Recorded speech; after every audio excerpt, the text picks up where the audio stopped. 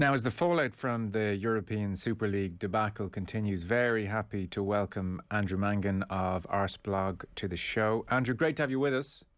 Hi, how are you? Very well. We got a sense of Arsenal unhappiness on Friday, those protests. How many protests like that have we seen across the Kroenke era? That's what I want to talk to you about really here, because the Kroenke era obviously has not been a good one on the field, and yet I feel that much of the era was dominated by Wenger. Is he done? Is he not done? And there was the Usmanov struggle for power. All of this stuff kind of dominating, and maybe the more interesting stuff to talk about as opposed to Kroenke and what he's about. So have we seen Kroenke out protest often at the Emirates over the last decade? Maybe I haven't been paying attention. I think there have been some small ones. There have been some signs and demonstrations, but I don't think there's ever been a protest of that size aimed specifically at the owners before. This was certainly the largest anti-KSE/Kroenke protest that there has been from Arsenal fans in the time that they've been at the club and in the time since they took full control back in 2018. So the Kroenke era begins in 2007 when he first becomes a shareholder. He's on the board of directors 2008, and he becomes majority shareholder 10 years ago this month, actually, takes 62%, and then ultimately buys out Usmanov's 30% back in 2018. So that's been his rise over the last decade or so. Was he ever popular to begin with? Did people like what he was bringing to the party initially? It's a weird one because when he arrived first, he was brought in by David Dein. It was David Dein who brought in Stan Kroenke and did it in such a ham-fisted way. It cost David Dein his job at the club. And there was that famous quote from Peter Hillwood where he said, we don't want his sort in our games, something along those lines anyway, referring to Kroenke and an American sports owner, I think he was talking about. Was he ever popular? No, I don't think so. But I think what there was, because of this power struggle between Kroenke and Usmanov, there was a sense that at the time Kroenke would be the best owner because he was going to be this hands-off guy. This was, you have to remember, Arsene Wenger was still very powerful. He was the man who ran the football club. And as far as Kroenke was aware, and it's the way he still operates, is he delegates or he lets people run the football club, for better or worse. We could talk maybe about the people that he's had in charge. But I think there was a sense that, let things run the way they were running under Arsene Wenger. He had control. Nobody wanted an owner sticking their nose in or anything like that. So, over time, he has become less popular. Part of the Arsene Wenger, the end of that regime reign, I think I should say, is a better word. People were frustrated with Arsene Wenger, and there was a sense maybe that Kroenke let things go too long. There was the new contract given to him in 2017 after Arsenal won the FA Cup, and many people thought that would have been a good time to cut ties and let it end naturally. So his unpopularity has certainly grown over time, and when he took over fully 100%, when Usmanov sold up, nobody was really expecting Usmanov to do that. He then became, I'm not going to say enemy number one, but there's nobody else involved. So he was calling the shots, and he ultimately is the guy at the top of the club who people have expressed their frustrations about. Yes. Remind me of the David Dein situation. Dein, I would have thought, has impeccable credentials with the Arsenal fans, or does he? For some, he does, because, he did amazing work with Arsene Wenger. But it was Dein who first approached Kroenke to buy shares that were owned at the time by Granada. I think Granada owned something like 9.9% of Arsenal, and Stan Kroenke was brought in to buy that shareholding. And there was the way it happened. I think the Arsenal board were caught by surprise, and David Dein paid for that with his job. And then David Dein went out and found Alisher Usmanov and set up another holding company. It was called Red and White Holdings. They bought up some Arsenal shares, and that's why we had this kind of footballing Cold War, if you like, between the American and the oligarch for so long at Arsenal. These were both people that David Dein brought to the club. he saw what was happening with Roman Abramovich and felt that Arsenal needed to have the injection of extra money to compete in the transfer market. And he probably wasn't wrong about that, but the way it happened, it didn't really play out particularly well. So, look, there are some people who can recognize that what David Dein did in his time at Arsenal alongside Arsene Wenger, it was at the most successful period many of us have ever seen. But it sort of precipitated this really unhealthy ownership scenario where Usmanov was frozen out, and ultimately, because he realised Kroenke wasn't going to go anywhere, he sold. Yes, so Kroenke had 62% of the club, Usmanov had the other 30-odd%, give or take. Well, and how there were smaller shareholders as well. You have to remember, and when one of the reasons why Kroenke's popularity declined greatly was because when he got to a certain point, he could buy out all the shares of the club. Company law allowed him to snaffle up, and there were a lot of long-term legacy shareholder shares that have been passed down from grandfather to father to grandson, those kind of things. Right. And the way it was done, there was no real acknowledgement that these weren't necessarily shares that people were holding on to for monetary value. They were very, very much for emotional value as much as anything, even if they were very valuable. Right, interesting. And can you remember, and we're talking bluntly here, I presume, if Kroenke is very much silent Stan and lives up to his billing and stays well away from things, did Usmanov bill himself as, I'll be free spending, I'll put billions into this team and turn you into a giant of European football, or do you suspect he was very much in it for profit as well?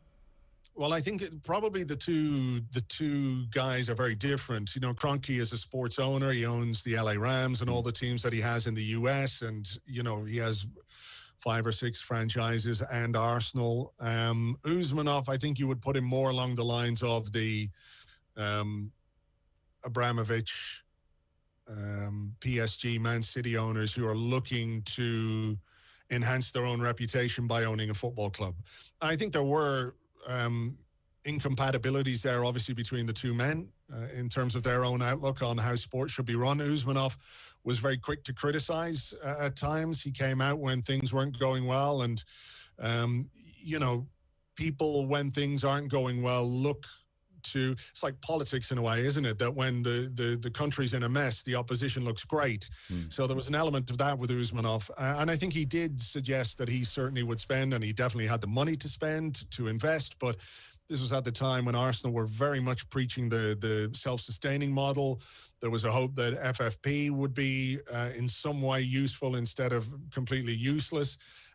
So the club was being run in a specific way, and that suited Kroenke more than anyone, because it wasn't a situation where he had to put his hand in his own pocket to fund transfers and those kind of things. So there was always the view from the sideline, if you like, from Usmanov. He probably would have spent money if he'd been the guy who was solely in charge, but it's hard to know 100%, how much of that is true and how much was just him talking because, it was easy for him to say the things that people wanted to hear.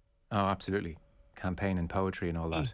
Yeah, exactly. We now have a decade of Kroenke as the controlling owner of the club, and last, 3-4 years, he has total control, 100%. Ownership. We were talking about this on the news round just the other night, so it wasn't an appropriate way to get deeply into this, but one of the reasons I said it'd be great to talk to you is I was making the point last week that much of the fallout had focused on the Glazers, and Gary Neville had really led that charge, but I suspected actually the Kroenkes could be the one that could really face the ire of their own fans, because the Glazers, for all their ills, for all they've taken out of the club, they're still dropping 80 million on a Harry Maguire. They're still spending 60 million on Fernandes. They haven't allowed things just drift into mediocrity. Even though it's not quite their money they're spending, they are still spending some money. Whereas Arsenal, last year finished 8th, which was horrific. This year they're, last time I looked, somewhere around 10th and drifting very solidly into mediocrity for the coming years. So that will be deeply, deeply unpopular. And then, lo and behold, there was the protest on Friday. But my throwaway line, and I want to get your sense of how true this is, my throwaway line in the news round was, well, I suspect Arsenal fans must have been deeply unhappy with Kroenke for a number of years, but I mean, how much do they care? And that was a clumsy way of trying to get at the fact that there would be a perception of the well-heeled City banker, London supporter who would like Arsenal to win, but isn't going to take to the streets either if things aren't going so well. What's your sense of that, on maybe the lack of disquiet or protest that we may have seen at other clubs if they had, declined in this way? It's an interesting question. I mean, just to come back to the money thing, I think,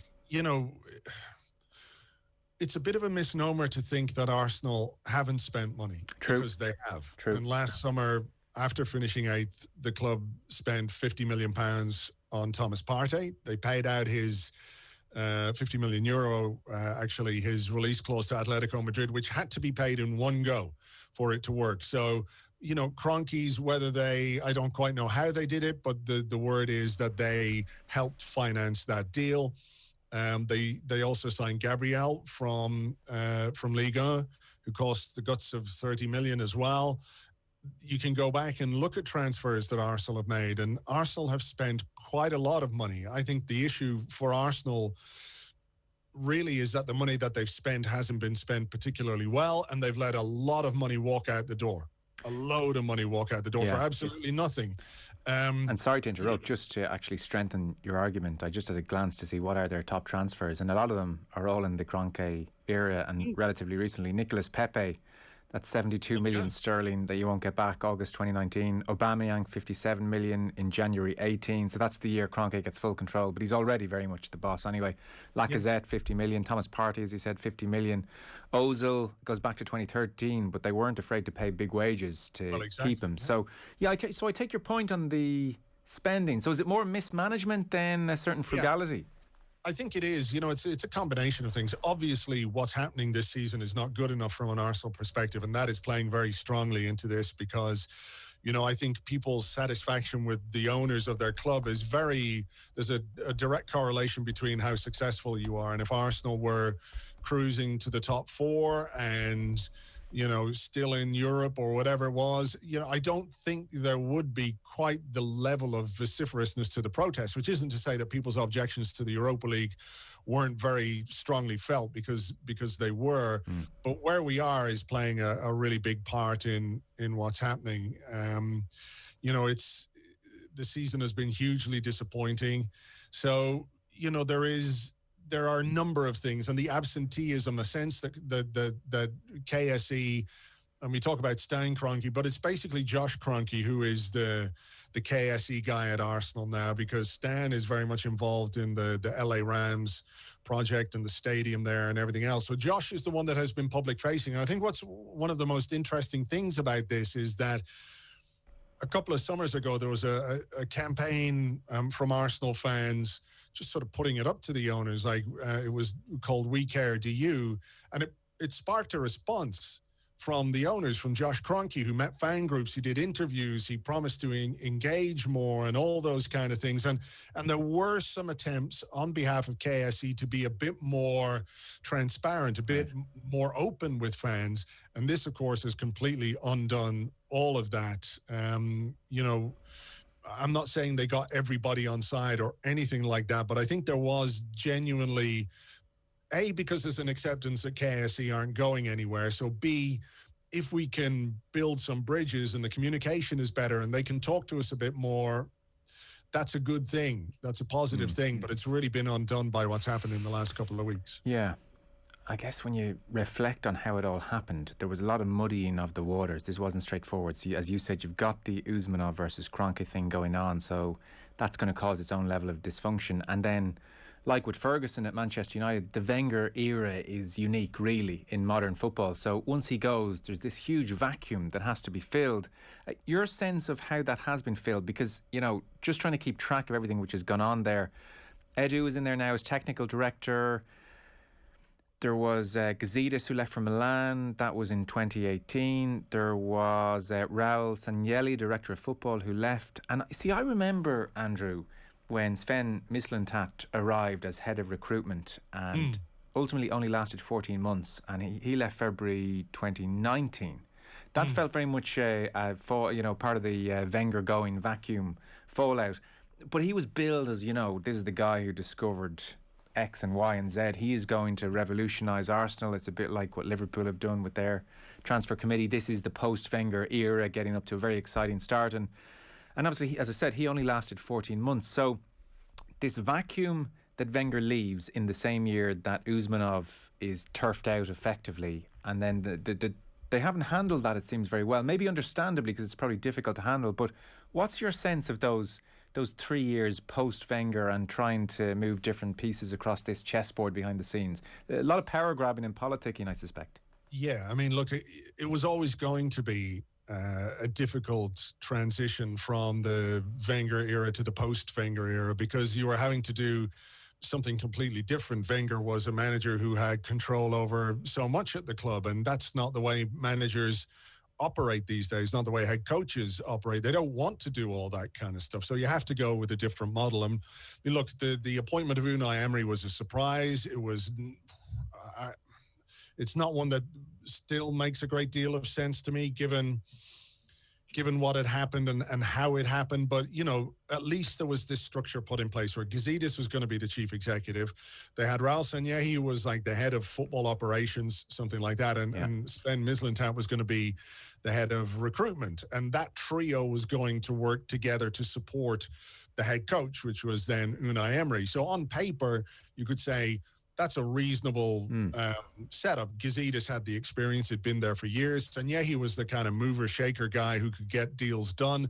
And Mislintat was going to find the talent. Emery then has to do the business on the pitch. But Gazidis then left for AC Milan after a couple of months. Raul Sanllehi was appointed as head of football. He immediately got rid of Sven Mislintat. I know all these things are presented as mutual, but, you know, there was a power struggle and he came out on top. That's the reality of that situation. Right. So now super agents start getting involved in Arsenal's transfer business. Nicolas Pepe, as you say, £72 million.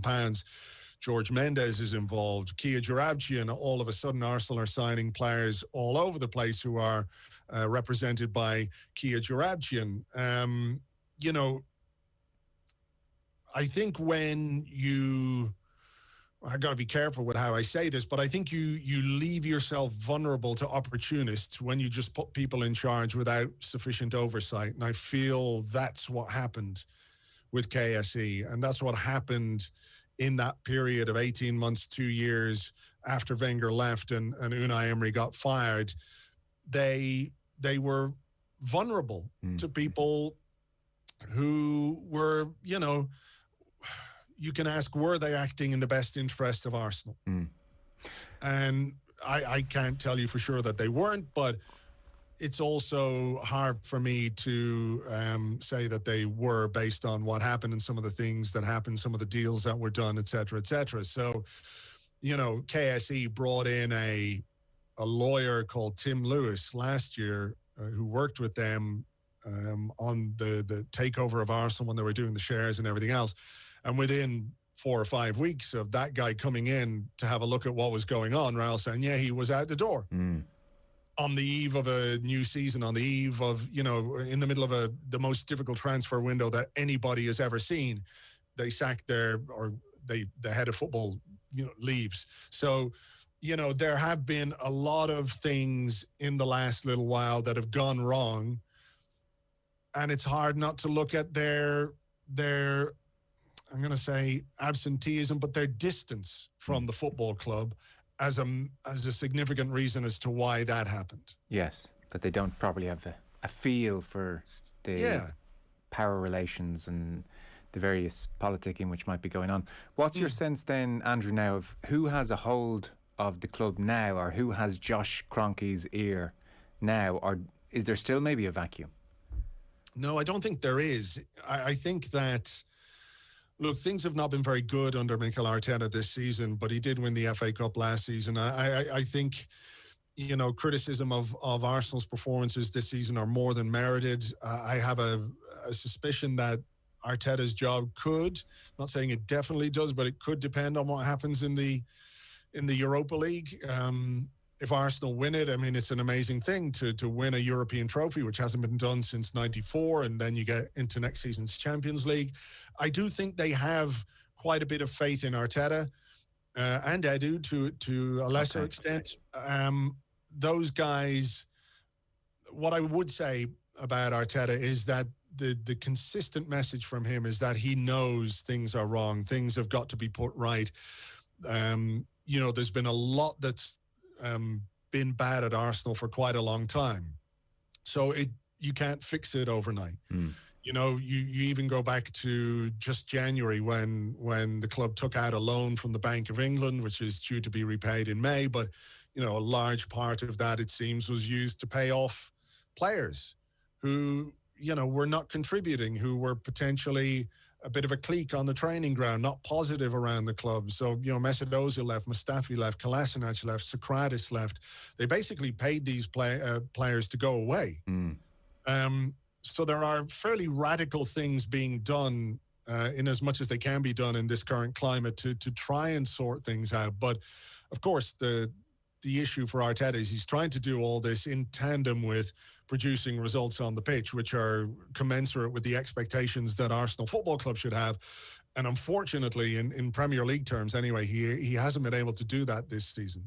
And are you optimistic enough to think that the getting rid of those more toxic elements is just a necessary growing pain at the moment, and this is ultimately a good thing that, those 3-4 years after Wenger left, well, I guess it's not even been that long, but that initial period after Wenger left where some costly mistakes were made, is your sense now that the club has sorted things out behind the scenes? Arteta is doing his best, they're paying off some of those players you mentioned, and they might re-emerge into next season and beyond on a better footing, or hard to know?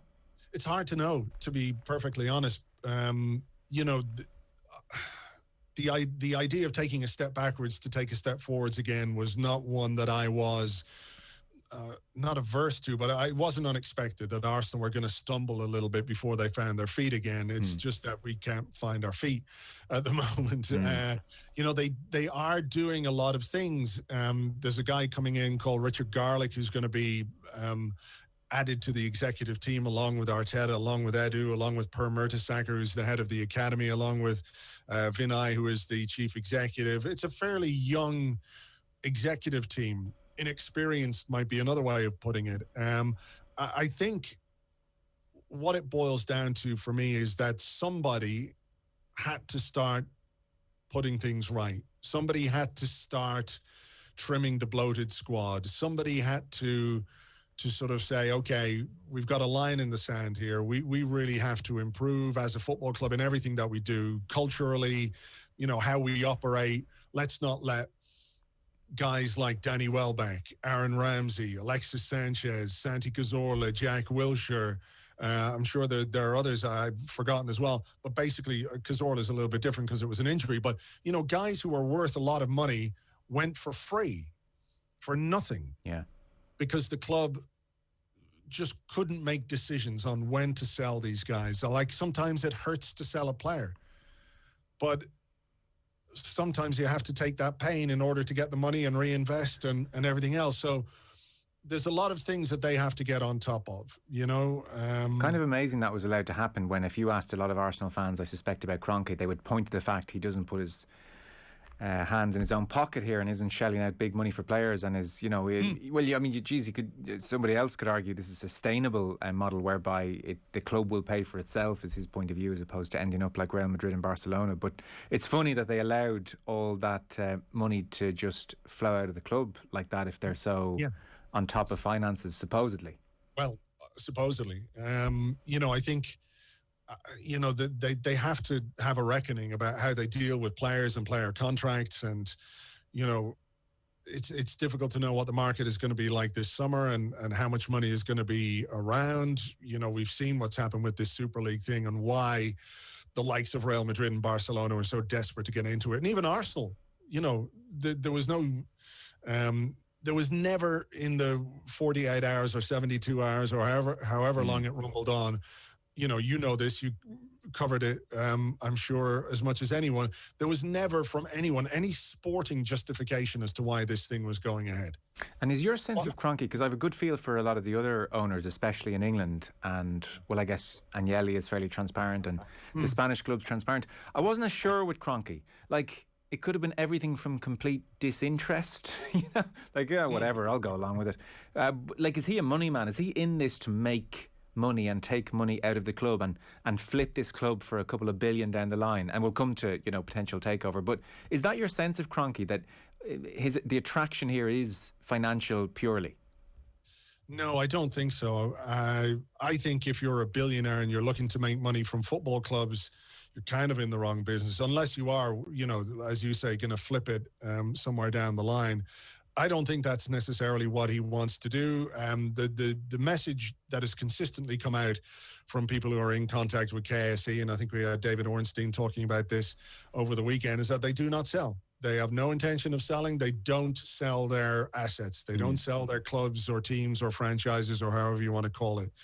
It might be a case that, you know, I feel like Arsenal's involvement in the Super League was, you know, their justification was, we don't want to get left behind. But you know, what it does is it just ring fences the value of the club. Yeah.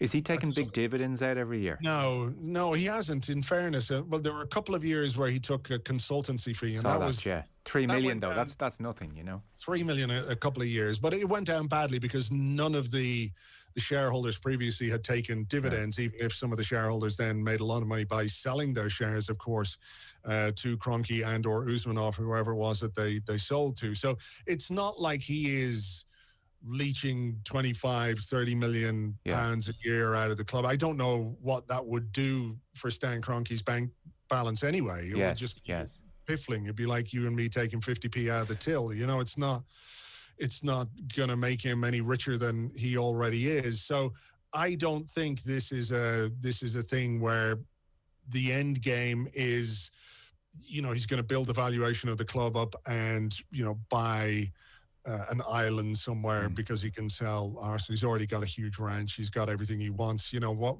This isn't about just making money for him. So, you know, that leads to the question, where do we go from here under Kroenke? But I think the bottom line, as far as I can see right now anyway, is that Kroenke isn't going anywhere. Yeah. So that does suggest, because the Glazers, obviously, their intentions are obvious. That with Kroenke, that more suggests incompetency to explain the last couple of years, because it's very easy to paint a narrative of Stan Kroenke is in this for the money. He's quite happy for Arsenal to just muddle somewhere mid-table Premier League where he doesn't have to spend a lot of his own money or any of his own money, and it's still an incredibly nice asset to have, and maybe he takes a bit of dividends here or there. That was kind of what I had been suspecting, but listening to you now, it doesn't sound like that. But then it's almost just drifting through incompetency and not getting a hold of the club and putting the right people in the right places almost. Yeah, I think, look, you're not too far off the mark when you say he thought that Arsenal was just going to drift along, because one of the things that Arsenal had under Arsene Wenger until right at the very end was huge consistency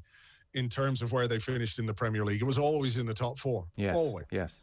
And my sense is that Kroenke kind of was happy for that to just chug along. No question. I don't disagree with you in that sense. And I kind of wonder if he thought that was always going to be the case, that you know, you couldn't envisage, for example, in Spain, Barcelona or Real Madrid finishing outside the top four, because they always are in the top four. They're, you know, champions or runners up. So I do wonder if Kroenke perhaps underestimated the competition in English football and what you need to do to remain competitive or to remain consistent.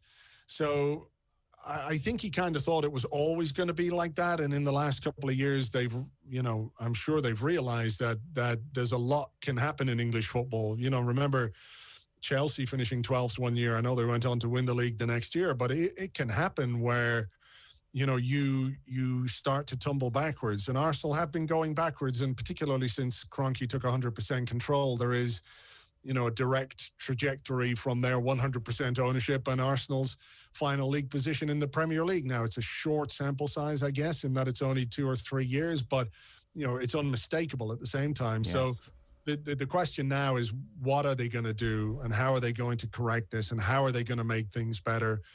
And that remains to be seen. Yes. Well, then a final point to leave off on is Daniel Ek, the founder of Spotify, tweeting that he's cheered for Arsenal as long as he can remember. If KSE would like to sell Arsenal, I'd be happy to throw my hat in the ring. So he's several billion to his name, Swedish, worked at various tech companies. He set up Spotify and enjoys the finer things. Now, on his Arsenal fan routine, not that Twitter is everything. We can mistake it sometimes for everything. But if you just go by Twitter, this supposed Arsenal fan doesn't follow Arsenal or any of the players. And in well over a decade, he tweeted about Arsenal twice. So his beloved Arsenal may just be more of a casual acquaintance. Here is Philippe Auclair. He was on OTB AM this morning, and he was asked about this reported takeover by the Spotify owner. Here's just a quick clip. Interested in where you think this goes next, particularly in the context of Arsenal, now that you've just mentioned it there. The fact that 3 legendary players are coming out to support the potential takeover by the creator of Spotify from the Kroenkes suggests that football has not learned any lessons. Like what the Arsenal fans and the Arsenal legends want is just a slightly better class of billionaire, a more acceptable billionaire. Well, you say that. I don't think that Mr. Eck is more acceptable than Kroenke at all. Well, I don't think so. I think he's an even worse example of late-stage capitalism than Kroenke. Kroenke is almost an old-style capitalist. We know exactly what we get with Kroenke. With Eck, we get as well the complete, the puff, of a cool brand, but which is even more exploitative than Kroenke's operations. So I speak here as a journalist, as an Arsenal fan, and as a musician. So, I think, yes, we've reached quite a point in the development of football. If people could see that, and by the way, the money would probably not be his, but he would raise the money through some kind of investment fund. The same way the Glazers did. Yeah, exactly. To be honest, that's exactly what I think, and which is one of the. To be honest, I genuinely don't think it's going to happen. I genuinely don't think it's going to happen. The club is valued. His club is valued at something like 2 billion at the moment, which in the current circumstances, to be honest, you would have to be completely, utterly mad to invest in a football club that has, in terms of sporting terms, has gone down ever since Wenger. Well, I would say since the second decade of Arsene Wenger's reign, but which is now a mid-table club, which financially is going absolutely nowhere, which relies on gate receipts more than any other club in England. Not exactly one of the best characteristics at the moment, and we don't know what's around the corner either. Or rather, we have an idea that it might not come back to normal that quickly. That has fallen down the rich list of Deloitte's season after season and has now left the top 10. And you can carry on like that. I mean, to invest 2 million in that, well, I suppose if it's not your own money, if you and I could buy Arsenal without having to spend a penny, we probably would do it, wouldn't we? So that was Philippe on OTB AM this morning with Ger and Owen. Your point ultimately, Andrew, is Kroenkes are showing no signs of people who want to sell. I mean, even if the protests become a weekly thing and it all gets very ugly and there's boycotting of games, I mean, is that any of that business on the cards, or is it hard to know? Well, it's hard to know. I don't think that would be the last protest. But look, Stan Kroenke moved the Rams from St. Louis to Los Angeles, was the most hated man in that city, and he didn't care. No. He didn't care. So I don't quite know why this kind of protest would face him. With regards to Daniel Ek thing, it's hard to really lend it any credibility until we hear a bit more about it. It could be a publicity stunt. I mean, I've heard Spotify mentioned more times in the last 24 hours as a result. That's it. I mean, it's certainly been great for Spotify, in terms of their PR and everything else. And when you get Dennis Bergkamp, Thierry Henry, Patrick Vieira supposedly involved in this, we don't quite know what roles they would have. What Arsenal fan isn't going to say, well, that sounds great. A, it's not Kroenke. B, we've got ex-players that we love involved, and C, it's not Kroenke. But, that's the kind of surface level thought that this thing has been given. How does Daniel Ek raise the money for it? I mean, he's a rich enough guy, but to buy something from KSE that they don't want to sell, you're going to have to put all that money down. The valuation may well be £2 billion. What Stan Kroenke would be willing to sell it for is another matter entirely. Do you then have a club run by a guy who apparently is so enchanted by Arsenal that he spends his time in Spotify board meetings watching Arsenal games? Is that the guy that's going to run your club? Really? Like Philippe, I'm very dubious as to the veracity of all this. I hear that he's supposed to speak tomorrow publicly about his plans. I think all this has been rushed off the back of the tweet that he put out over the weekend. I think some people have been in touch. They've, sensed the public mood, whether they're serious. Maybe they are. I mean, you don't get this far, I suppose, in terms of the coverage if you're not a little bit serious. But look, Stan Kroenke is not known as Silent Stan for no reason whatsoever. I don't think if you want to buy Arsenal from Stan Kroenke, you get anywhere by doing it publicly first.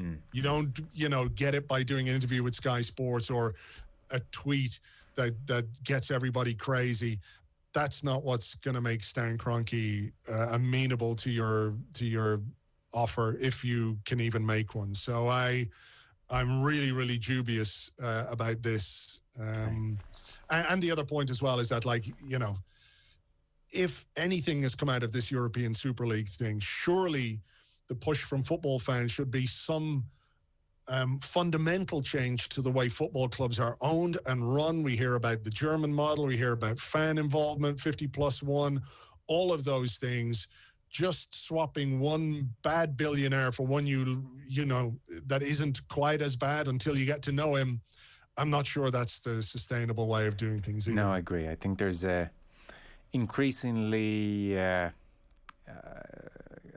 thin belief that a billionaire will come in and buy you Mbappe and everything will be all right. And it's not the way it's working increasingly. Andrew, that was fantastic. Great to really get your sense of the last decade or so at Arsenal, get a feel for what's going on with the Kroenkes. Really appreciate it. Andrew Mangan of Arseblog. Thanks so much, Andrew. Cheers, Joe.